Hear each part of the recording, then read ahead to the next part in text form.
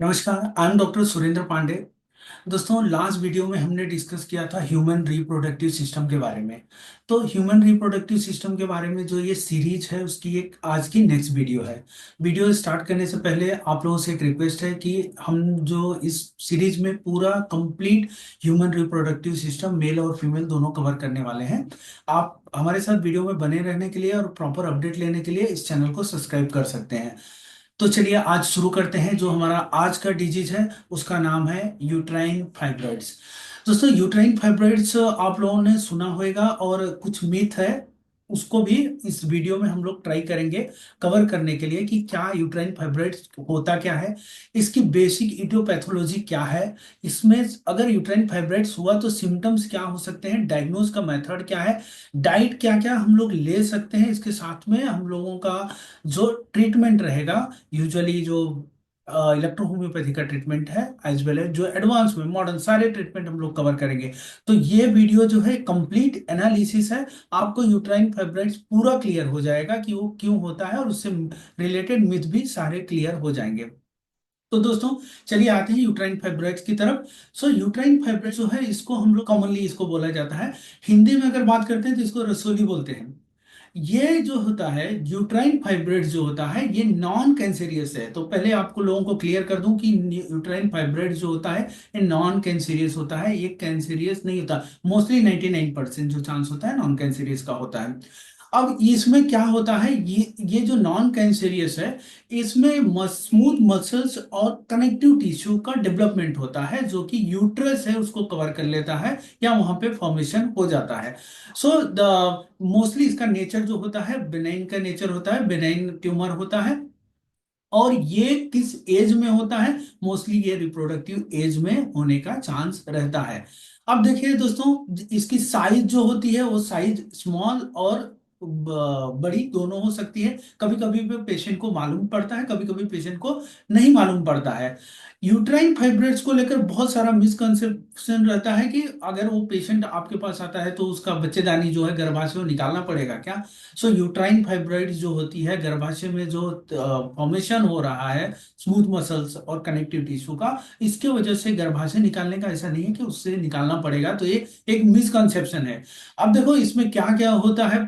कभी कभी पेशेंट जो रहता है उसको बहुत सारी मेंस्ट्रुएशन जो होती है, हैवी मेंस्ट्रुएशन होता है, पेल्विक पेन होता है, रिप्रोडक्टिव प्रॉब्लम हो सकते हैं। वो सब हम लोग डिस्कस करेंगे इसी वीडियो में, हम लोग आगे उसके बारे में डिस्कस करेंगे। तो यहाँ पर जो अब नेक्स्ट हम डिस्कस करने वाले हैं वो है स्टैटिक्स। देखो ये क्यों यूट्राइन फाइब्रॉइड्स इतना क्यों इंपॉर्टेंट है और हम लोग बार बार क्यों बोल रहे हैं यूट्राइन फाइब्रॉइड से रिलेटेड, ये आप लोगों को अवेयरनेस होना चाहिए। एज ए मेडिकल प्रोफेशनल या एज ए पेशेंट आपको मालूम होना चाहिए।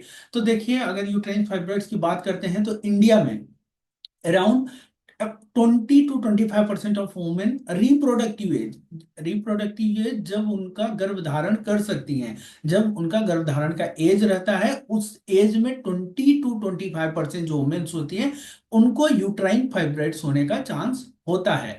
यूट्राइन फाइब्रॉइड्स मैं बार बार बोल रहा हूं दोस्तों, ये नॉन कैंसेरियस होता है। और एक टाइप का आप अगर बात करेंगे तो एक टाइप का एक मसल्स डेवलपमेंट होता है, मास जो रहती है वो डेवलप हो जाती है, यूट्रस में एक लेयर फॉर्म हो जाती है। जो इसको और दोस्तों अगर हम बात करते हैं तो इसको अगर हम मेजरली अगर हम देखेंगे तो स्ट्रक्चरल यूट्रस ये जो हमारी रिप्रोडक्टिव सिस्टम है उसका स्ट्रक्चरल एबनॉर्मलिटी में आता है। इसमें और आता है ओवेरियन सिस्ट आता है, उसमें और आगे डिजीज हैं जो यूट्राइन प्रोलैप्स होते हैं, उस सब के बारे में हम लोग नेक्स्ट वीडियो में बात करेंगे। आज की वीडियो है जो हम बात करने वाले हैं ओनली यूट्राइन फाइब्रॉइड्स की। जो फाइब्रॉइड्स जो मसल्स होता है वो डेवलप हो जाता है गर्भाशय में। अब देखिए दोस्तों, इसमें जो स्टैटिक्स की बात कर रहे थे तो 20 to 25% जो इंडियन है वो रिप्रोडक्टिव एज में उनको होता है। नेक्स्ट अगर हम वर्ल्ड वाइड बात करते हैं तो स्टडी क्या बोलती है कि 40 to 45% जो वुमेन्स हैं जिनको सिम्टम्स मालूम नहीं पड़ता लेकिन किसी भी कारण बस अगर वो गायनेकोलॉजिस्ट के पास जाती हैं उनका अगर एग्जामिनेशन होता है तो उनको 40 to 45%। सपोज अगर मान लो कि आप किसी को मेंस्ट्रुएशन मतलब पीरियड जो है बहुत ज्यादा हो रहा है, बहुत ज्यादा लंबे टाइम तक हो रहा है या ज्यादा ब्लीडिंग हो रही है, उस समय अगर गायनेकोलॉजिस्ट या डॉक्टर के पास गए हैं पेशेंट, उनको अगर उनको प्रॉपर एग्जामिनेशन किया जा रहा है, तो वो जाने वाले 100 पेशेंट गए हैं तो उसमें से 40 से 50 जो पेशेंट होते हैं ऐसे पेशेंट, उनको यूट्राइन फाइब्रॉइड्स होने का चांस रहता है। अब अगर हम बात कर रहे हैं कि पर्टिकुलरली जो होता है इसका 30 जो एज होती है, अराउंड रिप्रोडक्टिव एज में होता है 30 to 40, जो मैक्सिमम हम अगर देखेंगे तो ये 30 to 40 ईयर और जो एज रहती है उसमें होने का ज्यादा चांस रहता है। वर्ल्ड वाइड बात करते हैं डेटा की, तो 70 to 80% of women by the age of the 50, ठीक है, 70 to 80% वुमेन जिनका एज 50 के करीब है, उनको यूट्राइन फाइब्रॉइड्स होने का चांस रहता है। और अगर वर्ल्ड वाइड अगर आप देखेंगे सबसे ज्यादा कौन ससेप्टेबल है, तो अफ्रीकन अमेरिकन जो होते हैं उनकी जो वुमेन्स हैं, वो वहां की जो वुमेन्स हैं उनको 80% चांस रहता है कि ये फाइब्रॉइड्स यूट्राइन फाइब्रॉइड्स हो जाए, ठीक है। और इसमें एक और बात है कि ये जो वुमेन्स हैं जो 20 ईयर से कम है, ठीक है, उनको जो उनका प्रिवलेंसेस है, इंसिडेंस का रेशो है वो कम है थोड़ा। तो इसमें इसमें ये था हमारा स्टैटिक्स। नेक्स्ट अगर हम बात करते हैं तो हम बात करते हैं ये एटियोपैथोलॉजी, ये हो क्यों रहा है। अब देखिए उसमें पहली बात करते हैं, एक पहला फैक्टर जो है वो हार्मोनल फैक्टर है। हार्मोनल फैक्टर की अगर हम बात करेंगे तो हार्मोनल फैक्टर जो रहता है वो बहुत रोल प्ले करता है कि जो इम्बैलेंस होता है, हम जो जो फीमेल है उनके बॉडी में हार्मोन्स होता है, उसको बोलते हैं एस्ट्रोजन प्रोजेस्टेरॉन। ये क्या करता है, ये फाइब्रॉइड्स को प्रमोट करता है। इसलिए मैंने बात किया था, मैंने बोला था कि रिप्रोडक्टिव एज में जो एस्ट्रोजन प्रोजेस्टेरॉन होते हैं उनका डेवलपमेंट ज्यादा होता है, इसलिए उनको ज्यादा चांस रहता है। अगर वो वुमेन्स मेनोपॉज में जा रही हैं, ठीक है, जब उनका जो मेंस्ट्रुएशन है वो रुक जाएगा, तो कभी कभी फाइब्रॉइड्स अपने आप खत्म हो जाती है। इसलिए बहुत घबराने वाली बात नहीं होती है, कभी जिनका सिम्टम्स है बहुत छोटा है, मालूम ही नहीं पड़ता है। तो लेकिन आपको प्रॉपर डॉक्टर के पास जाना है। तो पहला फैक्टर है हार्मोनल इम्बैलेंस, जिसमें एस्ट्रोजन एंड प्रोजेस्टेरॉन की बात की। दूसरा जेनेटिक फैक्टर अगर आप देखेंगे तो इसमें जिनके घर में हिस्ट्री है उनको उनको भी चांस होता है कि यूट्राइन फाइब्रॉइड्स होने का चांस हो सकता है। अब अगर और बात करते हैं तो ग्रोथ फैक्टर बोलते हैं, टीजीएफ बीटा बोलते हैं, आईजीएफ बोलते हैं, ठीक है। सो ये होता है ट्रांसफार्मिंग ग्रोथ फैक्टर बीटा, और होता है इंसुलिन लाइक ग्रोथ फैक्टर। ये जो ग्रोथ फैक्टर होते हैं ये यूटराइस का जो फाइब्रॉइड्स होता है, जो उसमें स्मूथ मसल्स ग्रोथ को लेयर को बढ़ा देते हैं, जिसमें एक अलग से एक लेयर फॉर्म हो जाती है, तो ये ग्रोथ फैक्टर भी उसमें काम करते हैं। अब हम बात करते हैं पैथोफिजियोलॉजी की बात करते हैं। तो फाइब्रॉइड्स जो होता है, जो यूट्रस है, गर्भाशय है, वहां पे और एक जो लेयर फॉर्म होती है वो स्मूथ मसल्स हो सकती है, कनेक्टिव टिश्यू का एक कॉम्बिनेशन होके एक छोटा टुकड़ा या बड़ा, छोटा या बड़ा, ये दोनों में से कोई भी हो सकता है। कभी कभी क्या होता है, देखिए यहाँ पे तीन मतलब यूजुअली ना तीन टाइप तरह का हो जाता है। एक तो आउटर सरफेस जो गर्भाशय है उसके बाहर, जो यूट्रस है उसके बाहर के साइड में, या तो मिडिल लेयर पे हो जाता है, या तो इनसाइड में हो जाता है। तो ये तीन टाइप के मतलब मोस्टली जो फाइब्राइड्स हैं वो पूरे यूट्रस की बात कर रहे हैं, कहीं पर भी होने के चांस रहते हैं। और इसमें जो होता है साइज वेरी होता है, साइज कोई भी साइज का, छोटा बड़ा या कभी कभी मालूम भी नहीं पड़ता है, तो ये ऐसा हो जाता है। अब यहाँ पे मोस्टली एस्ट्रोजन प्रोजेस्टेरॉन जो हार्मोनल इम्बैलेंस होता है उसके वजह से होता है। अब आइए बात करते हैं हम लोग कॉमन सिम्टम्स क्या हो सकते हैं। देखिए जिनको भी यूट्राइन फाइब्रॉइड्स होता है, मैं पेशेंट पॉइंट से भी उसे बोल रहा हूँ, और आप जो हमारे वीडियो जो मेडिकल प्रोफेशनल सुन रहे हैं उनको भी बता रहा हूँ। अगर कोई पेशेंट आपके पास आता है या आपके घर में किसी को हैवी मेंस्ट्रुअल ब्लीडिंग हो रही है, तो उस समय आप जरूर डॉक्टर के पास जाइए। इसमें मेंस्ट्रुएशन की ब्लीडिंग जो होती है बहुत ज्यादा होती है। दूसरा होता है पेल्विक पेन, होता है पेल्विक पेन मतलब जहां पे मतलब आपका जो पेट है उसके नीचे के साइड में, नीचे जहां पे यूट्रस रहता है, जो जो महिलाएं हैं उनको मालूम रहता है, तो नीचे के साइड में उनको पेन, बहुत पेल्विक पेन उसको बोला जाता है, तो यूजुअली एक्सपीरियंस करते हैं। और इसके बाद एक और सिम्टम्स है, जो उनको यूट्राइन फाइब्रॉइड्स रहता है तो उनको फ्रीक्वेंट यूरिनेशन, बार बार उनको पेशाब आने का शिकायत होती है, बार बार कर पाते हैं। यूजुअली देखा गया है कि जो हमारी फीमेल है वो बहुत टाइम तक देखिए यूट्रस आई मीन ये नहीं है कि उनका ब्लैडर बड़ा है छोटा है, ऐसा कुछ बात नहीं है, लेकिन वो लोग बहुत टाइम तक होल्ड करते हैं यूरिनेशन। लेकिन यहाँ पर अगर आप देख रहे हैं कि कोई भी आपके घर में महिलाएं हैं जो यूरिन नहीं रोक पा रही हैं, तो उनको एक वजह, और जिनको मासिक धर्म जो होता है, जिनको पीरियड है वो बहुत लंबे टाइम तक चल रहा है या तो ज्यादा हो रहा है, तो उनको ये फाइब्रॉइड्स का चांस रहेगा। इसके लिए आप प्रॉपर डॉक्टर के पास लेके जाइए। दूसरा है उनको जो फिजिकल रिलेशन होता है, जब फिजिकल रिलेशन करते हैं तो बहुत ज्यादा उनको पेन होता है। अब बात करते हैं कि उनका जो लेग होता है, मोस्टली जो पेन, जो बहुत शिकायत करती हैं, काम करेंगी या चलती हैं तो उनको बहुत ज्यादा लेग पेन होने का चांस रहता है, जो उनका पैर में बहुत दर्द की शिकायत करती हैं। और जो इसका लास्ट कॉम्प्लिकेशन होता है, इसके वजह से क्या हो सकता है, यूट्राइन फाइब्रॉइड्स के वजह से, ये इसमें बहुत इंपॉर्टेंट है देखने वाली बात, कि इसके वजह से कभी कभी उनको मिसकैरेज हो सकता है। अगर वो कंसीव की है, बच्चा धारण किया हुआ है उन्होंने, तो कभी कभी वो स्पॉन्टेनियस अबॉर्शन हो सकता है, मिसकैरेज हो सकता है, बच्चा खराब हो सकता है। और उनको इनफर्टिलिटी का भी इश्यू हो सकता है। जो यूट्राइन फाइब्रॉइड्स का ये जो मेजर अगर आप देखेंगे कॉम्प्लिकेशन, तो ये आते हैं। और उनको जो नॉर्मल प्रेगनेंसी है वो भी उनको होने में उनको दिक्कत होती है।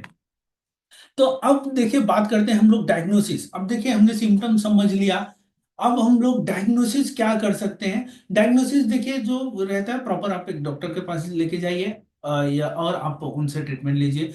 जो उनका पेल्विक एग्जामिनेशन होता है, गायनेकोलॉजिस्ट के पास अगर आप जाएंगे तो पेल्विक एग्जामिनेशन करेंगे। आपके फैमिली फिजिशियन है उनके पास भी जाके कर सकते हैं। नेक्स्ट है जो इसको बोलते हैं क्लिनिकल एग्जामिनेशन, उसमें हम लोग पता कर लेते हैं कि सिस्ट कुछ फॉर्मेशन कुछ हो रहा है, मास है कहाँ पे है, यूट्रस में कहाँ पे, वो देखने से जो जो डॉक्टर रहते हैं, स्पेशलिस्ट रहते हैं, उनको मालूम पड़ जाता है। इसके बाद हम बात करते हैं अल्ट्रासाउंड का। अगर हमने अल्ट्रासाउंड कराया तो उसमें डिटेक्ट हो जाता है। एमआरआई हम लोग करा सकते हैं, यूट्रस की एमआरआई करा सकते हैं, एमआरआई से भी इसका पता चल सकता है। नेक्स्ट है इसका एडवांस लेवल और है, हिस्ट्रोस्कोपी होती है। ठीक है, एक थिन लाइट होती है, एक मेथड है जो यूट्रस की स्कैनिंग करता है। और सर्वाइकल सर्विक्स में कितना, मतलब वो कौन सा फॉर्मेशन है, फाइब्रॉइड्स का कौन सा फॉर्मेशन है, कहाँ पर है, सब म्यूकोजल है म्यूकोजल है, वो उस बारे में वो पता करा सकता है। एक और है, इसमें बायोप्सी भी कर सकते हैं, इंडोमेट्रियल बायोप्सी भी किया जा सकता है। तो ये सारी जो चीजें हैं वो करके देखा जा सकता है कि यूट्राइन फाइब्रॉइड्स जो है वो डेवलप हुआ है या नहीं हुआ है। अब देखिए डायग्नोसिस की बात हो गई, तो नेक्स्ट हम बात करेंगे। अब अगर ये समझ लो हो गया, पेशेंट को मालूम नहीं पड़ रहा है, छोटा छोटा फाइब्रॉइड्स है, तो हम लोग क्या करेंगे। यूजुअली देखिए कुछ जो सप्लीमेंट होते हैं, जो कुछ खाना हम लोगों का जो डाइट होता है, उसमें हम लोग क्या क्या कर सकते हैं। तो देखिए ओमेगा फूड जो रहता है, ओमेगा फूड और वेज नॉन वेज दोनों की मैं बात बताऊंगा। ओमेगा फूड जो रहते हैं वो मोस्टली अगर जो फिश रहती हैं, या तो अगर बहुत सारे सप्लीमेंट भी आते हैं वेज में ओमेगा फैटी एसिड के, वो लिया जा सकता है। अगर जो फिश खाते हैं उनके लिए वो खा सकते हैं। ये नॉन वेज की मैं बात कर रहा हूँ।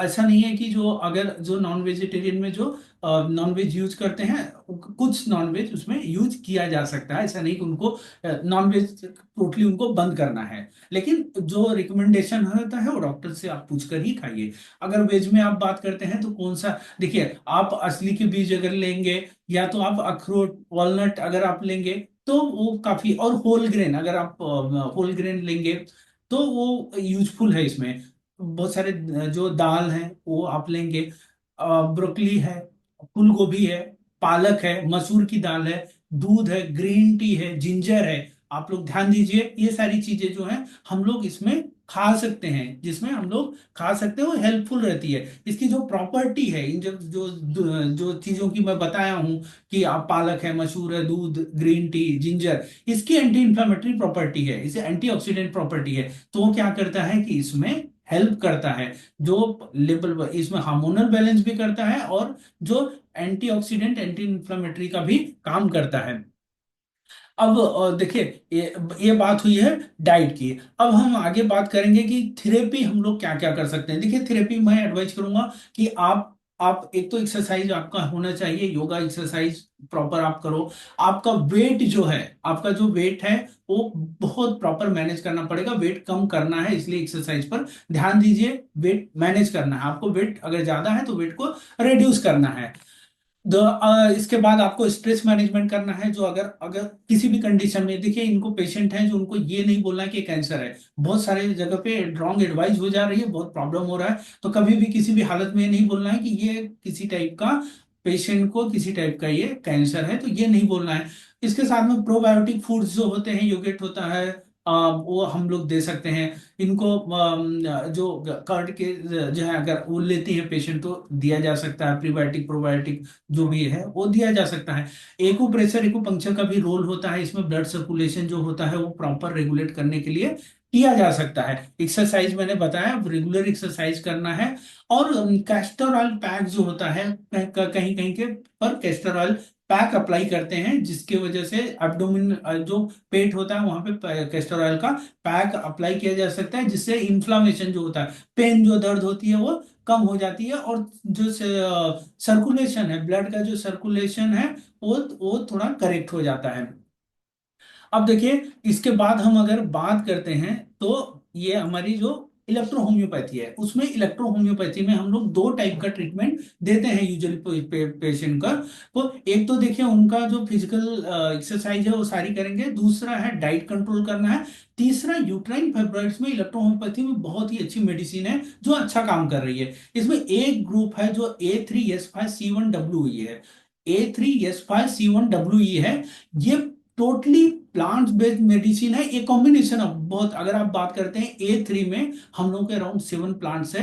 अगर S5 में बात करेंगे तो 10 प्लांट है, C1 में बात करेंगे 5 प्लांट है, W में बात करेंगे 16 प्लांट है। वो बड़ा, ये वीडियो अगर मैं उसको पूरा एक्सप्लेन करूंगा तो वीडियो बहुत बड़ा हो जाएगा। लेकिन मैं आप लोगों को जस्ट ये बताना चाहता हूं कि फर्स्ट ग्रुप में A3S5C1WE अच्छा काम कर रहा है। और दूसरे ग्रुप में जो हम लोग दे रहे हैं, दूसरा मेडिसिन दे रहे हैं, C5 का दे रहे हैं। ये भी बहुत ही अच्छा यूट्राइन फाइब्रॉइड्स में काम कर रहा है। अब ये काम कैसे कर रहा है वो मैं आप लोगों को बता दे रहा हूं। तो देखिए इनकी जो जो ये जितने भी प्लांट्स यहाँ पर हैं, इनकी जो अगर आप फार्माकोलॉजिकल एक्टिविटी देखोगे, सारे प्लांट्स जो है anti inflammatory, antioxidant, anti angiogenesis, immunomodulator और एंटी प्रोलिफरेटिव एक्टिविटी रखते हैं। इसके साथ में ये जो प्लांट्स हैं हार्मोनल बैलेंस करते हैं, इंजाइमेटिक एक्टिविटी कंट्रोल करते हैं, और कुछ हमारे जो इसमें प्लांट है, स्किन जो स्मूथ मसल्स है उसको, जो माल फॉर्मेशन हो रहा है उसको कंट्रोल करते हैं। और जो माइक्रो, जो कुछ प्लांट्स है जो एंटी कैंसरियस प्रॉपर्टी भी है, जो जो कनेक्टिव टिश्यू है उसके ऊपर काम करते हैं।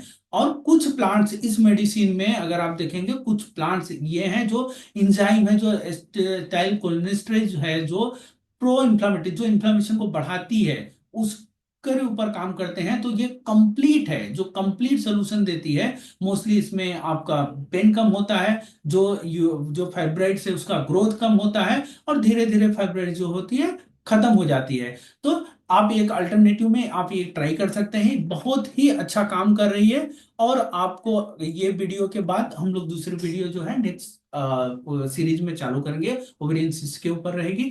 आशा करता हूं कि ये वीडियो आप लोगों को पसंद आई होगी। आप लोग कमेंट में मुझे बता सकते हैं कि और कुछ अगर आपको और इंफॉर्मेशन चाहिए तो मैं उस इंफॉर्मेशन को अपडेट कर दूंगा। तो इसी के साथ में मैं आप वीडियो एंड करता हूं। Thank you all.